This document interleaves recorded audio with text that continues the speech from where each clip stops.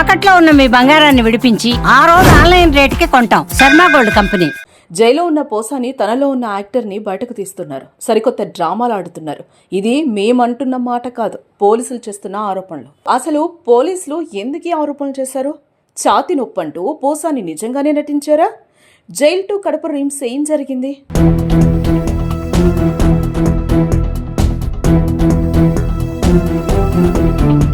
అన్నమయ్య జిల్లా రాజంపేట సబ్ జైల్లో రిమాండ్ ఖైదీగా ఉన్న సినీ నటుడు పోసాని కృష్ణమురళి ఆదివారం జైలు అధికారులను పరుగులు పెట్టించారు.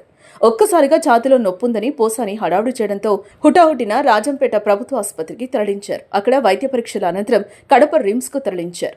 రిమ్స్ లో ఈసీజీతో పాటు రక్త పరీక్షలు కూడా నిర్వహించారు. కానీ పోసానికి ఎటువంటి అనారోగ్యం లేదని, అంతా బాగానే ఉందని వైద్యులు పోలీసులకు చెప్పారు.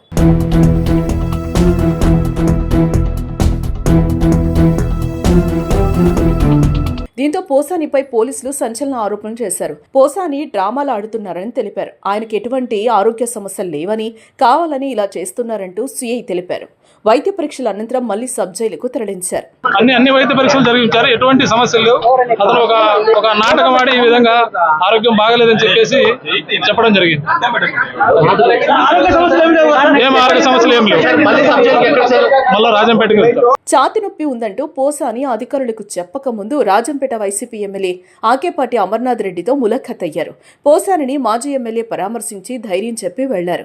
ఈ ములాఖత్ జరిగిన కాసేపటికే ఛాతి నొప్పి అంటూ హడావుడి చేయడంపై అధికారుల్లో అనుమానం వ్యక్తమవుతోంది.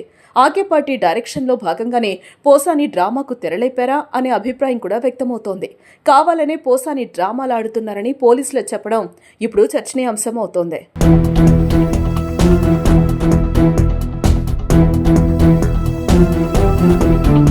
పవన్ కళ్యాణ్ ను వ్యక్తిగతంగా దూషించిన కేసులో పోసానిని గత నెల 26వ తేదీన రాత్రి హైదరాబాద్లో అన్నమయ్య జిల్లా పోలీసులు అరెస్టు చేశారు. అనంతరం ఓబులవారిపల్లి పోలీస్ స్టేషన్కు తరలించారు.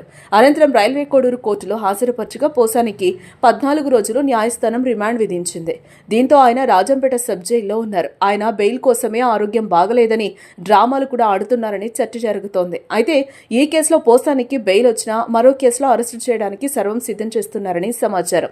ఆయనపై రాష్ట్ర వ్యాప్తంగా 14 కేసులు నమోదయ్యాయి. మరి ముందు పోసాని కేసులో ఏం జరగనుందో చూడాలి.